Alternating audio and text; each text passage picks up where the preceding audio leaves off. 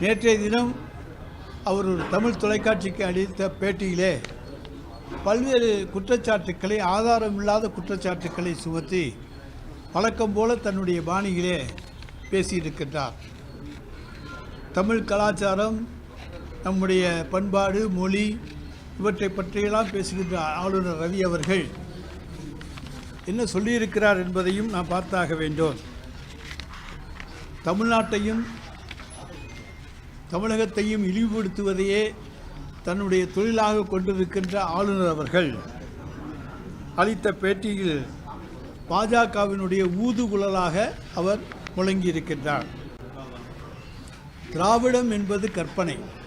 அவர் சொல்லியிருக்கிறது, தமிழ்நாட்டில் பீகாரிகள் அச்சுறுத்தப்பட்டனர், தமிழ்நாட்டில் மொழி சிறுபான்மையினர் உரிமைகள் பறிக்கப்படுகின்றன. இதெல்லாம் அவர் பேட்டியில் சொல்லியிருக்கார். திராவிடம் என்பது கற்பனை என்று சொன்னால், நம்முடைய தேசிய கீதத்தில் திராவிடம் இடம்பெற்றிருக்கிறது என்பது ஆளுநர் ரவிக்கு தெரியாதா, அல்லது அது வங்க மொழியிலே இருக்கிறது என்கின்ற காரணத்தாலே அவரால் புரிந்து கொள்ள முடியவில்லையா என்பதை எங்களால் அறிந்து கொள்ள முடியவில்லை.